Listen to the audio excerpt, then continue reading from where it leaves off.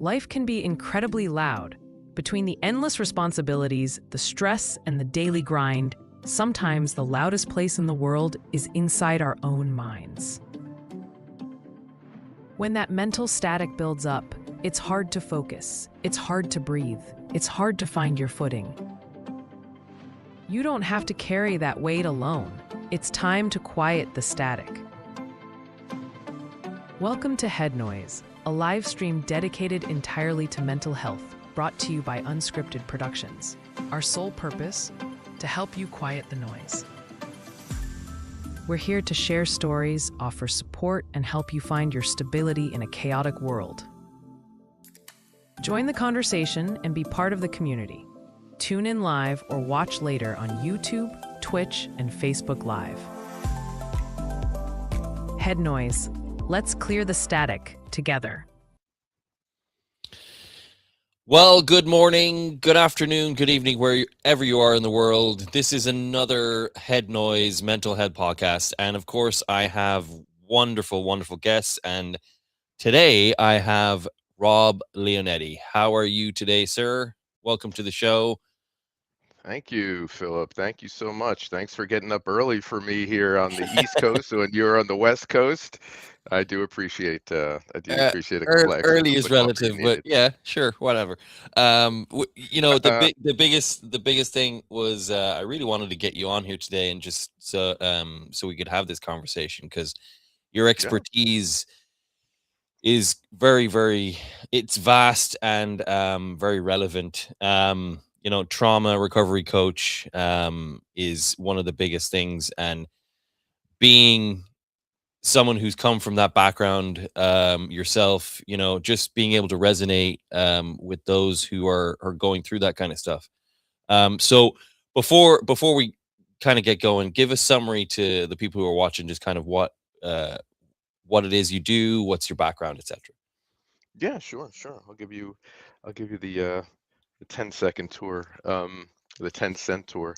So, yeah, I'm Rob Leonetti, founder of HopeBridge Collective, and my work really centers around trauma, resilience, and most of all, human potential. And that interest started, very early in my life. I was a very curious kid, and I loved taking things apart, finding out how they worked. I'd take apart toys and bikes and anything mechanical. But the thing that really fascinated me, Philip, wasn't machines, it was actually people, even at that early age, because a lot of that curiosity came from my own experience growing up. And I think this is relevant for your viewers to understand where my own emotional and physical abuse was in my home. So as a kid, I was constantly trying to make sense of it, right? Your evolving brain just can't, these are big, big concepts and they take a toll. So it was like, why would people behave that way? And why do these experiences affect us so deeply? Even these like kind of deep questions for a kid, I Yeah. still had them. So those early experiences eventually really took the toll on my own mental health and later even my physical health. So this began like a ton of different questions, the whys, the whys, the whys. Mm. So it really it really began a lifelong search for understanding trauma and especially childhood adversity, when the way those experiences could shape us well into adulthood, and many times, often without us even realizing it. So I became deeply committed to studying this, and it became singular in focus, and then it branched out to a very holistic and integrated perspective. Yeah.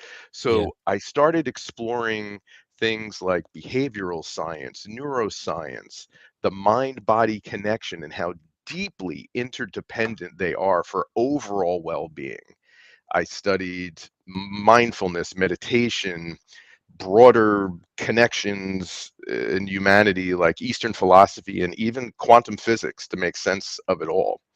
So on the way, I got my certification in trauma recovery, somatic healing, which is so important, a very interesting neuroscience of safety called polyvagal theory, which I'll talk about, and other healing modalities. So today, really, what I am is I call it it's a transformational facilitator, and I help adults understand how trauma can shape the nervous system along with the body from the original experiences. So Wow.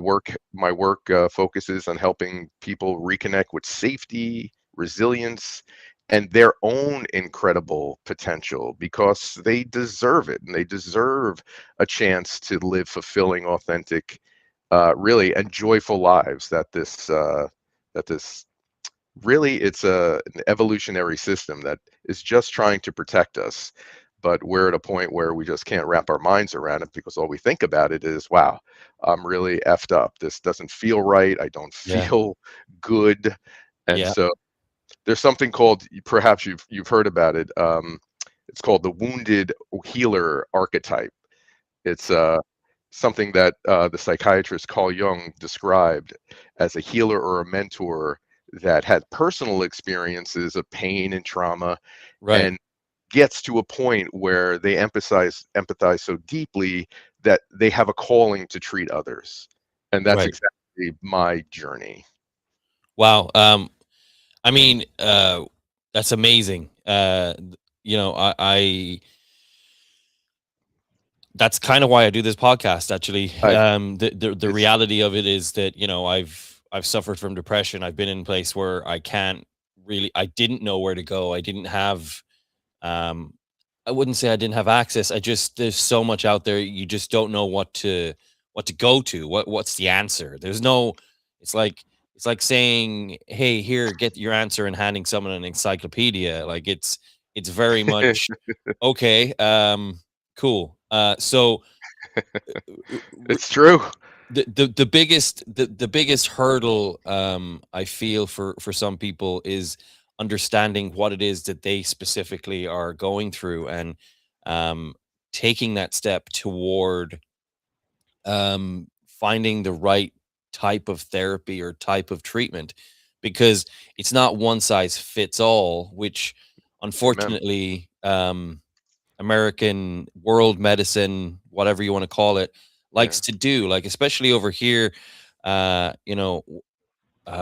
first thing that was offered to me was a pill. I'm like, well, Of I don't know course. if I need that. I don't know if I want that. Um, It's now, an easy answer. Yeah. like, the answer isn't always a pill. Now, not diluting the fact that some people do need medication, and that's completely Absolutely. fine. 100%. But the power of the mind, the power of the body, is actually a lot stronger than we give it credit for. And sometimes we look for instant answers instead of working towards getting the right answer. Is that a fair statement? Yeah, it's a very fair statement. Wow, there's even a lot of to unpack right there. So I would say there isn't a one size fits all, but there are foundational systems that we look at from just Hmm. a humanistic perspective. But to your point of, like, where do you start and where do you go? And there's so much out there, especially with the rise of the internet, ChatGPT and whatnot. People Yeah. self-diagnose on the regular, but you know, life doesn't get simpler as we grow older. It gets more complex, and Yeah.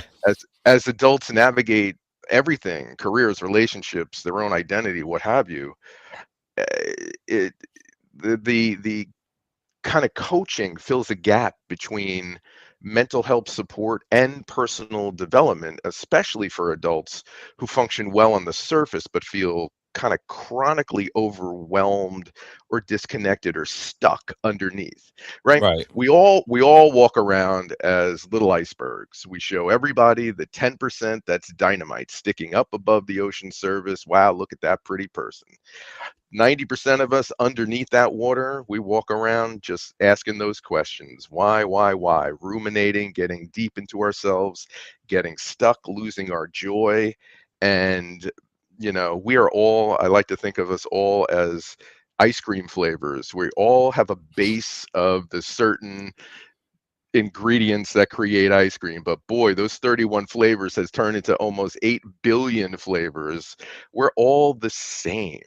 That is Yeah. the incredible connectivity between the human experience, regardless of race, color, gender, creed. We're just people, and we didn't get an owner's manual for this. And why is it such that you should feel like you can't reach out for non-traditional ways to ask questions when you go to a mechanic for your car and a doctor when you're coughing? Um, it's okay to ask for a coach or a practitioner Right. outside of the traditional Western model. It's perfectly fine to do that. Yeah. I was watching. I can't even remember what it was. It was I'm a follower of a lot of influencers and life Mm. coaches and stuff, and the talking point was basically um, friendships. How um, a lot of our mental health can be influenced by friendships or lack thereof, and Oh yeah. Oh goodness. you know, Jay Shetty, Tony Robbins, and Sure. a few others have mentioned that, you know, your social interaction, when you're internalizing everything, you're your own worst critic, and sometimes you're a really bad critic too. So like you're not necessarily being fair or addressing the things that are the problem. And that's why a lot of people find this difficulty to connect or take that first step. Is they don't necessarily, for me, I didn't know. Like I honestly, I was just kind of floating through Mhm. life, not knowing, Of being course. like unenthusiastic about things, you know, kind of putting on a show at work, coming home and just sitting on the couch. Yeah. Um, The and iceberg. The yeah, iceberg. and it's just internalizing that whole thing where, you know, you don't realize you put on a great show for everyone when they're around, but then Mm. when you're kind of isolated, you're in your own kind of headspace, and that can be dangerous for some people.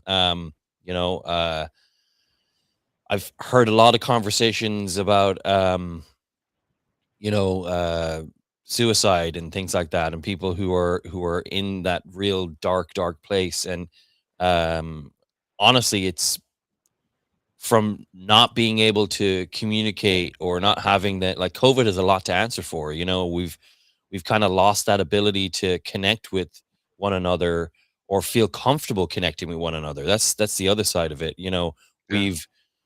we've become so isolated and kept ourselves that way. And you know, now I can never leave my house and I can have all my groceries delivered and I can have anything I want delivered to my house and I never have to leave. It's if that's the life you live, like that's exactly that's what it can be. And um while that's great for some, it's not necessarily the best thing in the world for others who really need to get that social interaction, kind of lighten that load.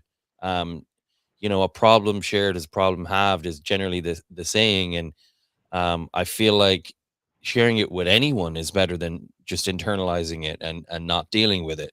Now, obviously, when it comes to trauma and talking about all these things, we have to acknowledge that some people aren't ready to listen to that kind of stuff. Some people have so much of their own baggage that you put that in a conversation and they're just so uncomfortable they can't deal with it.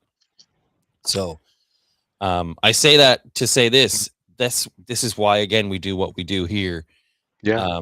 Having that open forum where we can talk about things, where it's okay to ask questions, whether it's through Facebook or texting the number above or emailing a Yeah. question or connecting with the person I have on here afterwards. Really, what we're trying to do is facilitate these connections so people can get out of that darkness. Um, but Yeah. it's a huge thing. Yeah, and I so applaud you for doing this, for being an outlet and being accessible and creating a safe space, because that's really what it's about. It's safety signals and connection to others. That social interaction isn't just to go and have a beer. Yeah, It's actually to regulate. yourself. Right. That's why you feel so much better when you let it out to someone, Right. because you're not just letting it out, you're connecting and regulating your nervous system with them. That's Right. why it works. Because humans can't self-regulate. When we're born, our regulation comes from our parental figures. We learn what good connection and regulation, emotional regulation, is in infancy. If that Hmm. is disrupted, that's another form of trauma that brings you into adulthood, and you just simply don't know how to communicate and connect with people. Right. And Right. again, the brain can't do that by itself. So social connection is imperative. It is really one of the keys, and that's why you feel so much better letting it out to someone, because you can't self-regulate. You can't process the emotion in a way that has the connectivity attached to it, which then gives you the feeling of safety. Right. Safety and connectivity are the two hallmarks of emotional kind of fitness. So even uh, outlets like, so the social media, the double-edged sword of overstimulation and an Hmm. outlet to get information. And I'm like you, in the early days, the Tony Robbins of the world, that was all I had. But thank goodness that somebody was saying something positive out there that I could grab, consume, Right. metabolize, and make my own. But it's ephemeral. It lasts for as much as he's speaking, and then Yeah. it's like going to see Rocky and going in the movies, and going out and feeling like you could take on the world, and then as soon as you get in the car leaving the movie theater, you're like, yeah, what am I doing now? Yep. Yep. Yep. Yep. These things are fleeting. So it like makes you think of like, what the heck are emotions anyway? Like, why do I Right. even have them if they're not serving me? I was like asking that a few months ago, and I was doing some deep research into it, because again, I want to know the first area of all of this is awareness. You need to be aware before you make things better. So awareness and owning your own situation Hmm. and being prepared, having the accessibility internally to do something about it, is pick your pain. Yeah. Do you want to suffer, or do you want to take steps and chipping away maybe at an Mm. answer that makes you feel good? And again, your mileage varies. There's no one answer, but there are kind of hallmarks of things that we all need to attend to for our own mental fitness, if you would. Right. And I mean, our emotions obviously are millions of years old, but back then our brain was like nothing. It was a brain stem, and all it Yeah. did was process fear, aggression, pleasure, and getting the hell out of danger's way. And it only had these couple of different little systems, the amygdala and the limbic system for Yeah. the emotional connectivity around what we felt. Because think about it, without an emotion, an early organism would just, they would need to reason themselves out of something. In other words, here I am back a million years ago. I have no emotions, and I'm going to try to intellectually banter with myself when this thing is coming to eat me. Well, by that point, I'm done. I'm in his stomach. So without emotions, they couldn't put things together and react. So it was a Hmm. reaction around a thought. So the social emotions, those came later, and that's when humans started to And they're develop. the most destructive, if I'm being honest, because like you sit There's there a like lot I there. would prefer to be chased by a Tyrannosaurus Rex than some of the emotions that come from the social interactions, like beginning when you're not even when you haven't made friends and you're going to school or you're just starting your life in the social network that we call the education system. Oh And yeah, you know you're in school and then all of a sudden it's like do they like me? What are they saying about me? Trying to fit in. sure. Um, you know, being bullied at school is a regular occurrence now. And not only is that something that happens physically, it happens digitally as well. Like you've heard about these kids who get So bullied much on so. Facebook or social media, and so Suicide. it's evolved so hugely into this thing that nobody can really control. You're hoping that now we can mold our kids into understanding that, you know, the words that we use can really affect others, but Mm, like to kind of have that respect. But you keep going on through life, and it could be your boss, it could be a coworker, it could be a relationship that is just toxic, that just destroys your confidence completely, that is narcissistic or an a version of that, and it keeps going on and on. And because you haven't mastered really what emotions are, like you keep saying, like you don't know, you don't have that emotional intelligence to know, hey, I need to take a step back. I need to like read this situation. I need to like, yeah. there's a T-Rex coming. I need to hide out. I need to chill for a minute and kind of read the room or read the situation a little bit better. We're so quick to react. We're quick to make decisions, and a lot of the time, you know, in hindsight, we make much better judgments for ourselves. But um, we're, you know, this PTSD that we talk about. It's it doesn't just apply to people who've been at war. It's Oh all no. kinds of trauma. It's Oh literally no. any kind of Oh trauma whatsoever. Like oh, of course. Yeah.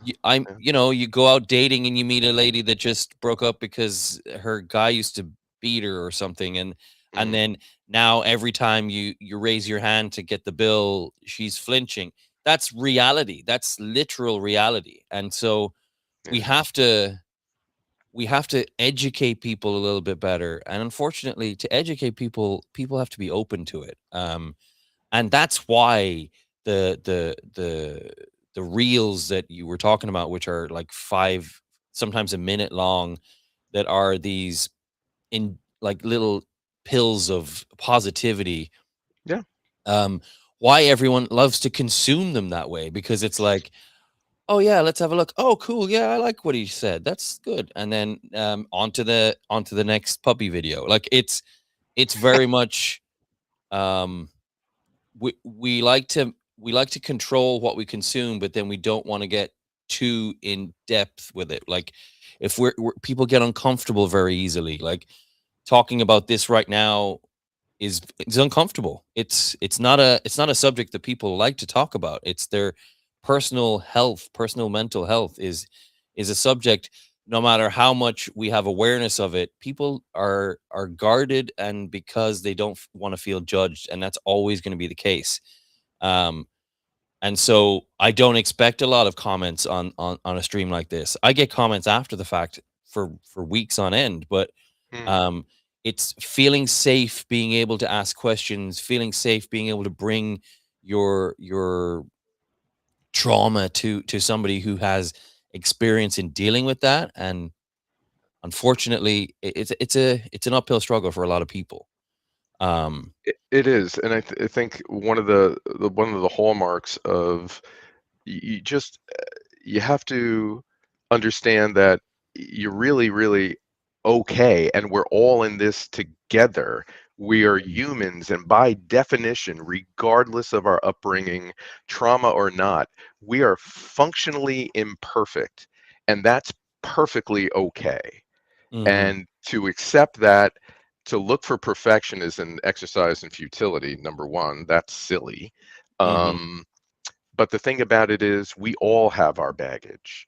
There is nobody that is nobody. Well, no, number one, nobody gets out alive, right? right, We are born right, to die. So while you're here, you better have a good time. So understanding whatever makes you feel good. Joy is the right. You want to have joy, and you want to feel seen. So those mhm, people that may be hesitant to ask questions, This is a safe place. This is a safe space.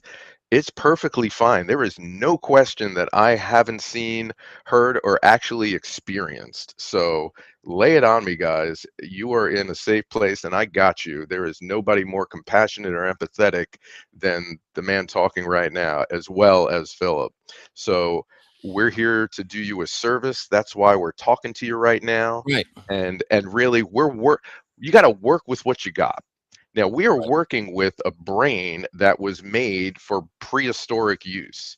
We have evolved to a place where that brain is doing what it was meant to do to keep you safe, to keep you protected, to help Hmm. you procreate and understand your surroundings. So our brain is a danger sensing 8-pound gray matter inside your skull. The main function of this organ is to sense danger. And if you got traumatized, either big T, war, Right. complete terrible abuse, trafficking, all that stuff, or little t, that you got smacked around as a child, you had dysregulation, you're still scanning for danger constantly. But we're here in the modern world. That doesn't apply for 24/7. Not when you're going out for a beer with your buddies, talking to your wife, all the things.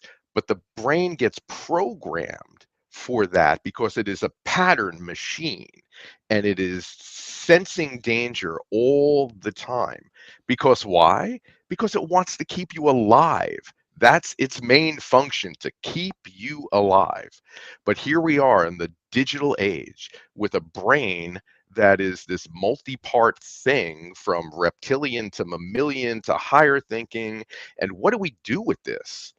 Well, Right.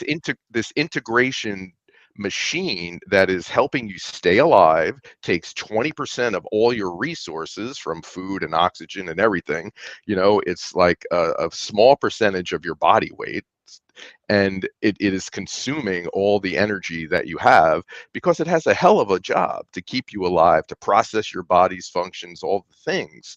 Hmm. Um, but it's operating in a very, just think of it as a computer with in some parts of it, a really old operating system that's just Right. doing what it was programmed to do, to keep you safe and alive. So what is the goal here? The goal is to really realize that you do have control, because whatever these outside stimuli, whatever they are, trauma isn't what happens to you, it's how your body recognizes it and stores it. And it's Mm. really important to understand that it's your body storing the trauma. Your brain can't feel, your body is where it feels. So you could have the original situation, the original trauma, and it's stored inside you. You don't even need a conscious trigger that Hmm. your body and your mind are constantly scanning. You could So implicit memory is a part of the memory system that you're not aware of. It's subconscious memory. That's why you could wake up and say, "Ah, man, I have absolutely nothing to feel bad about, but I feel like shit. Why is that? Why?" Mm. your your brain, when you finally felt safe, you finally had a break, starts replaying things to figure shit out from your backstory, and it comes across one thing that it wants to process and conclude, and all of a sudden it creates a bodily sensation that brings you into, you name it, a state of anxiety, depression, malaise, hypervigilance. That's a Right. big thing. We're always hypervigilant, we're always on guard, we're always, strung out. So the goal Yeah. is to really understand that you have the capacity, you actually have the capacity to get this under control. It's just the way you do that. And one of the things that I developed is called the conscious body, and it's a method where I address these things because it's not just your brain. I would say head noise, you could throw in there body noise because Right. there isn't a mental health without a physical health, and vice versa. These things are connected at the virtual hip, and without one, you don't have the other. That is 100% fact.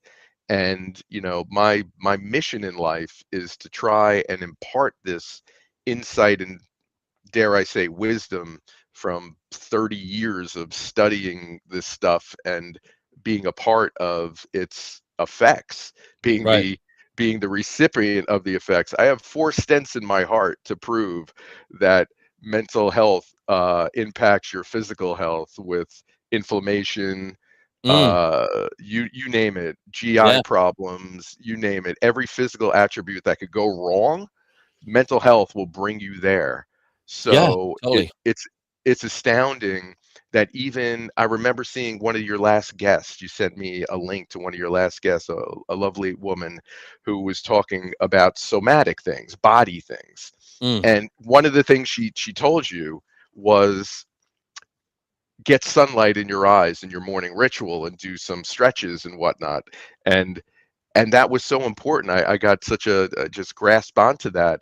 But there's so many things involved in just that simple act Yeah. because when you get sunlight in your eyes in the morning, it resets your entire circadian rhythm. It brings your body into balance so you can go through the day with the states of energy that apply, and not and cortisol when it comes in the evening, and the melatonin that's released. It's just the body's rhythm.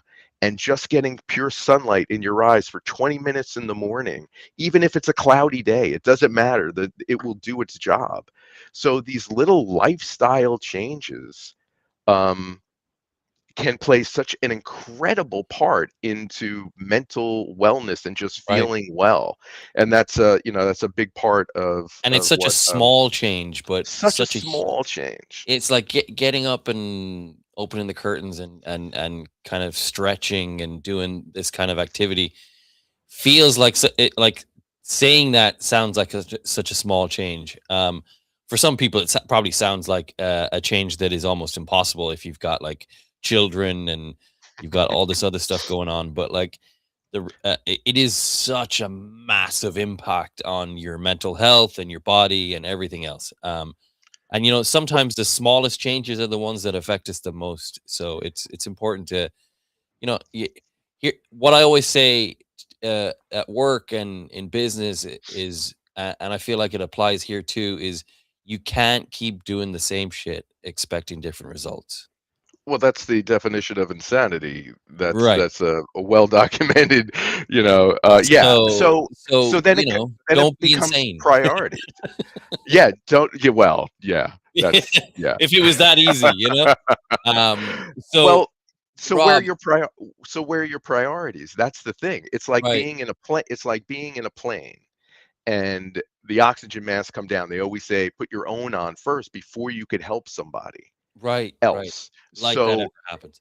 to understand that you are the priority, and without you having a joyful, balanced life that you could love, you can't help anybody else if Right. you're not, because then you will impart not your whole self to the party, Yeah. and then that will eventually downstream and affect your children, affect your Yeah. loved ones, affect everyone 100%. else. However you show up in the world, this is why the connectivity between everybody is Sh so powerful. Show up with a full cup, that's what I keep saying, and it's a big thing. I've been saying it to I actually had this conversation with a bunch of friends. Um, you know, one particular, and I'm not gonna out him on social media or anything, but, like, a lot of people are drowning in responsibility, and so Sure. because of that, they deprioritize their own health, their own well-being, and everything else that comes with that. And it might be because you've got kids and you prioritize their stuff. I mean, I know I do it myself. Sure. Some I hear it from other parents, you forget to eat because you're busy, like, just buzzing around the place and getting them food and making sure they're situated and making Of sure they're course. occupied. And next thing you know, it's 5 o'clock and you haven't had lunch and you're like, oh, I guess I'm having dinner. Um, Yeah. but like it's so simple and so easy to do, and a lot of people just fall victim to it. And it's really important, going off of all the guests that we've had, to really just kind of sit for like 10 minutes. Give your nervous system a time to kind of just be, to kind of feel what it needs to feel, and give it a moment, because a lot of times we're so overwhelmed that we Yeah. can't, like, you could break your leg and you're just moving so fast that everything that's going on, you wouldn't even realize it. And that's the scary part of life. But it's what we got to manage. And it's not this I say it to people all the time. Don't look at the mountain. Don't look at you're giving yourself, you're getting hyperventilated, and you're Yeah. getting anxiety because you're looking at this climb instead of just keep moving forward. Like, and and moving forward is making incremental changes in your life that can be positive, whether it's getting up early and having a stretch before the children are going mental and running out the door and asking for mommy mommy or daddy daddy. It's planning things accordingly to where you're perfect example. um I procrastinate. I'm a king procrastinator. I have been my whole life. This is just me. You're in I've good gotten company. better. You're in good company. I'm I'm getting better, but like making lunches for the kids, for example. I used to wait until I'd just be like, I'll just make it in the morning. And every morning it would just be bedlam because I'm trying to make lunch. I'm trying to get them dressed. I'm trying to do this.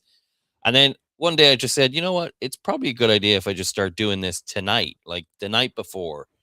And everyone's going, oh yeah, that's a normal thing. Why wouldn't you do that anyway, you dummy? Like, you just make the lunch.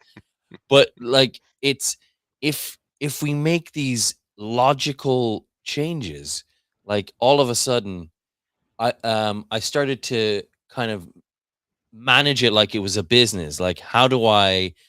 how do I manage staff and things like that, that would, when I'm in a situation when it's really busy, what would I tell them to do? And it's like, Hmm. okay, so in the morning now, I have everything laid out. Everything's perfect. Everything is done. They have their clothes, they have their lunches are packed. Everything's good. I get up and it's like, I'm not a busy bee running around. I'm just, all right, hey, here's your breakfast. Here's this. Here's your lunch. Get in the car. Once they have everything done, I put it in the car and they're still sitting there eating. And it's not so much a rush. It's that same act, but doing it for the entire thing. It's being intentional with almost everything that you're doing. And it's really, really difficult. You know, It's really difficult. Yeah. but like, you find the things that are like dragging you down, that are the hardest things to accomplish. And I'm not saying that it's getting up and getting your kids lunch or whatever, but It could um be. it It could could be be. whatever that thing is. And just like sit there and go, well, what would make my life easier? Probably if someone else helped, but that that's not a possible That would outcome be for easy. some people. Offload it. Yeah. Yeah, you know what I mean? Like, help me, please. And it's a real thing. Some people don't have partners that help with that kind of stuff. So like, yeah, that could be 100%. Yeah. that could be the answer for a lot of people. But assume you don't have help and just make those incremental changes. Um, I have a question for you, Rob, because I think it's something that I ask almost every guest that I have on here. Yeah. You when you're dealing with a client, when you have your clients come to you, what are the most prevalent issues that you're seeing? Obviously, without breaking any Yeah. data Sure. protection, Sure. and Sure. and and what would you think are the the biggest quick wins that you could have with people with those kind of situations? It comes down to awareness. People aren't aware that there's so much more in control than they think. They think they're completely out of control of their situation because they're trying to intellectually deal with an emotional reaction. That doesn't work. You can't talk your way out of an emotional reaction. That's why therapy has its place, talk therapy, cognitive behavioral therapy. Hmm. But in my humble estimation, it's not the answer for many people. It may be for a quick, but they'll revert back to behavior. Hmm. So you have to, again, treating the whole person and where these emotions are showing up, having people become consciously self-regulating. It's not an easy thing. It's not a quick fix. We're all into quick fixes. Take a pill, let it go away. If you took your entire adult life to get to the place where you're asking questions and saying, please, somebody help me, Hmm. intellectually, it's reasonable to say, this is going to take a little bit to change this pattern and this behavior. Right. But where do I go? To your very first point, there's so much out there. Where do I go? Do I ask ChatGPT? Do I go to just a therapist, a psychiatrist, take some medicine, go meditate, light some candles, do energy work? Where the hell do I start? Um, so choice is the biggest thing. People forget they have choices and how they can react to a situation. So again, it's intellectual versus emotional.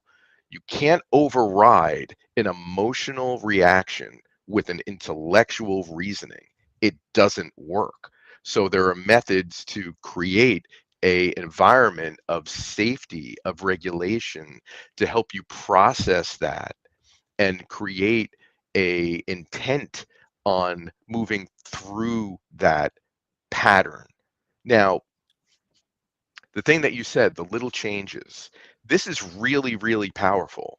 When you say, I'm gonna I'm gonna start my diet on Monday, I'm gonna quit smoking on Tuesday, right?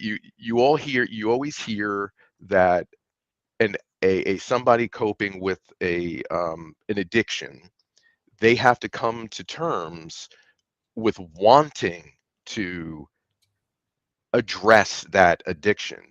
Nobody could be forced to do that. So it's the little changes. So it's actually discipline that creates motivation. It's not the other way around. If you Right. sit and wait for motivation, you'll be waiting forever. You do the smallest nothing that is different than the day before, you do that the next day, I mean 5 minutes of something. Yep. You create a pattern that starts pouring out dopamine from your brain that gives you motivation. So it's the act versus hanging around saying, all right, where's the motivation to do XYZ? You could be waiting all day, brother. It ain't coming. So Right. if you just do a small act that builds upon each other, you'll be a motivation machine after a while. So it's just that awareness of understanding the right steps and how to go about the change. Because you get into the subject of change, and that's a real, real deep thing. You say, why Right. can't I change? I know what to do. Why can't I change? I know exactly what to do. Well, Right. guess what? It's again back to your darn brain because the nervous system much prefers predictability over improvement. Your brain has one question, Phil. Is this familiar? If it's not, then, I'm thinking it's not healthy. I ain't going to do that. I Right. think chaos is normal, criticism is expected, and Yeah. hypervigilance, that's my safe space, brother. So when you experience calm and safety in your life, the nervous system says, "Whoa, this is unfamiliar. therefore it has to be dangerous. It has to be. Right. So you experience this And that happens in a lot of relationships. a ton.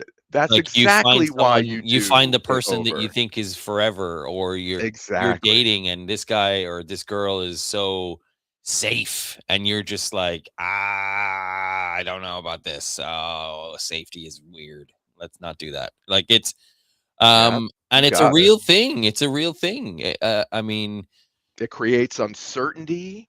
It feels different, which no, you don't, you want, the brain is a predictability machine. It wants predictability. You try to change, it's going to push back because right. it is saying this isn't right.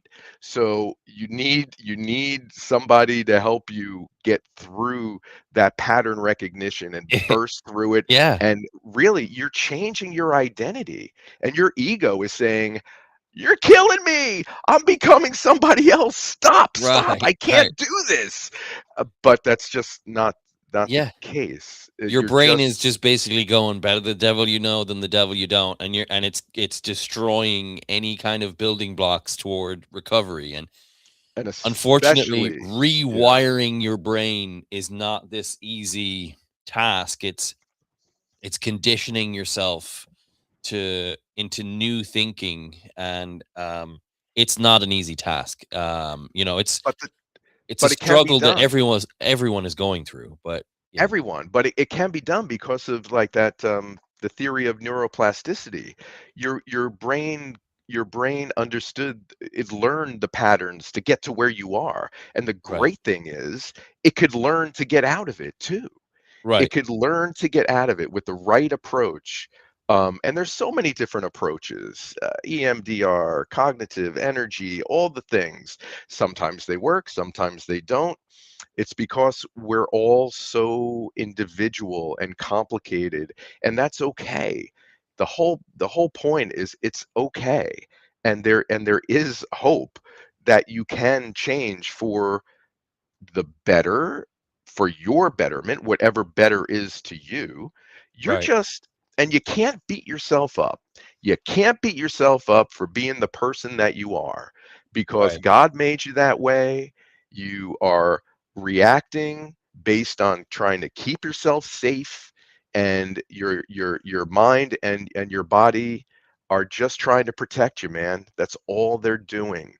And it's not unusual, it's adaption, it's physiology, and we could work around it, and we could leverage it to change right, 100%. Because if you have your finger and you got a fingerprint that's individual to you, no other 8 billion people have your fingerprint. hmm, Well, you got a fingerprint on your brain too, of the neural patterns that create your behavior. They're wired and fired. However, your brain isn't like the flesh of your finger. Your brain could actually change its fingerprint in certain areas that aren't serving you. right, These things can happen. So again, it starts with awareness. You say, why can't I? Why can't I? Well, guess what? I'm here to tell you, I got some answers for you, at least some guidance for you. And then if we try it and you be invested in yourself, because you're worth it, you are worth the change that you hope to bring to yourself. 100%. So those Tony Robbins of the world, those Jay Shettys, those influencers out there spouting positive thinking and things like that. You know what? I don't say poo-poo to that. I say I want to be motivated. I want to be inspired. right, Because right, without that, how am I going to do my change? I want to feel good. Those things make me feel good. And I'm down with all the dopamine you could pour in my brain. It's a combination. That's the thing. It's a combination and an integrated approach to a person, because we're not just our mind, we're not just our body, we're a whole system working together. right. And you just got to know the operating system and how to nudge it and how to influence it. And change can happen. I'm here to tell you. Yeah. And for those who are watching, it's a daunting task. It's not an easy task. But like I keep saying, progress is, just keep making small steps, incremental steps in the right direction. And you as soon as you start doing that and you start feeling that, the next steps become easier and easier and easier and easier. I spoke That's about exactly it. yeah, I spoke about just the when I was kind of in my lowest of the low, and I accepted positivity a little bit more into my world. Um, and it was a strange kind of experience because it wasn't something that I wasn't looking for a religious thing, but Hmm. um, I accepted any kind of positivity I was getting, Mm-hmm. because initially, when we're in this dark space, even friends texting, it's like you put on this, "Oh, yeah, yeah, I'm fine. Yeah, I'm alright. I'm cool. I'm good. Of Don't course, worry of about course, me." of course. But in reality, we're not, and it's okay to say we're not okay. It's these these these major T-shirts and branding and all this, "It's okay not to be okay." It's real. It's a real statement. It's the truth. It's okay not to be okay, and sometimes accepting that and actually asking for help is the biggest step. And that's why getting Huge. therapy and talking to someone is such a huge step. And why, for all its faults, COVID did bring us mental health to our doorstep with apps and all this kind of stuff. Um and these podcasts, for example, the video streaming world just exploded when COVID happened. Everyone had to work from home and had to do things from home, so it was a different world. But like I keep saying, accept that positivity, look for those incremental changes, and it'll pay dividends like you wouldn't believe. It's such a huge thing. Rob, I want to talk about you for a second. So Sure. I want people to be able to connect with you. And one of the things that we were talking about before you started is just making sure we don't leave this conversation without highlighting what you do. And so, if we look to the top of the screen, that's your website, hopebridgecollective.com. Tell us about Yes. the story behind it, why you brought it to life, and kind of the services that you offer. Yeah. So, gosh, I brought it to life because it took me forever and a day to get the awareness that I needed, stumbling, falling, going through hardships mentally and physically. And for goodness sake, I just can't bear thinking that anyone is going through this, number one. And number two, could they possibly be waiting as long as I did for some answers? So my mission is to be the resource that I never had and to shorten the path to what people's goals are in mental wellness. And I do that through a very strong integrated approach through mind and body. I created a method and a protocol called the conscious body, and it has everything to do with creating wholeness and integration and wellness between your state of mental wellness and your state of physical wellness, which again is deeply connected, and you really can't have one truly without the other. So it took me sort of a lifetime to get to this point, and as kind of a wounded healer, it's my mission to bring this to those who would like it, who would need it, who are looking for alternatives to traditional methodology, um, and again, to shorten the path and their journey for understanding through the lens of somebody who has walked where they are and has stumbled, fallen, bloodied, and almost died twice. So being at death door is, if that doesn't indenture change, I don't know what does. But Yeah. again, the brain keeps you in a pattern, and if it's unfamiliar, then it's unsafe and you can't do it. So again, it starts with awareness and safety and regulating your emotions with somebody who gets it. Yeah. And that's what I hope to bring. And hope is a plan. Hope is a biological imperative. All the brain systems and the mental wherewithal that create the sense of hope, without it, you're not in a very strong place. Um, so I really I'm writing a book right now, and Awesome. its title is Hope is a Plan, and Love it. it's basically a memoir. It's not a workbook or anything like that. That may come later, but I just felt drawn to bring a story that maybe people could relate to Love it. see if it would be of any use. Well, when it's So out, we'll have to get you back on and we can talk about the book and stuff. That'll be amazing. yeah, but that's Um, I love the website. First of all, it's very well done. But thank you. I'm sharing it for those who are listening. You can look at it later. It is hopebridgecollective.com. Um, Obviously, all the usual things, but very well laid out.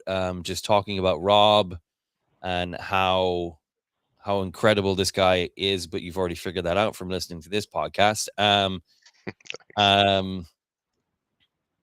a picture, a picture probably from a few years ago. Is that fair? Hey, a little bit, sir. Just a little bit. Just a little bit. I'm joking. I'm joking. Um, lots of good information. What we've already kind of talked about in this.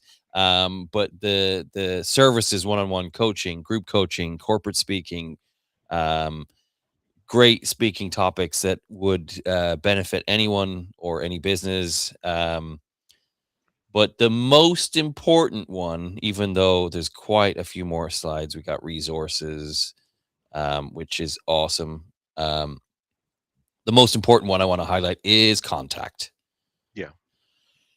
And that is right at the bottom of almost every page. And just so people can really, this isn't held back by money. It's a free offer, recalibrate to safety, a simple 5-day guide. He's offering something for you to have a resource, but also, Yeah, um, for sure. you know, we all of us in the mental health world, anyone that's trying to make an impact positively wants to help in any way, shape, or form that we can. The biggest thing that can make an impact is gaining some trust and having that contact from somebody. And we want you to reach out. We want you to ask for help. We're not gonna, if I can't help you, I have a plethora of people who want to and can. The same with Rob. I'm sure he feels the same way. If he's not got the answers, he'll be beating down doors to make sure he can help you find the answers. And that's really what this is all about. But as you can see, the contact us page here, you just name, email, and kind of what the situation is.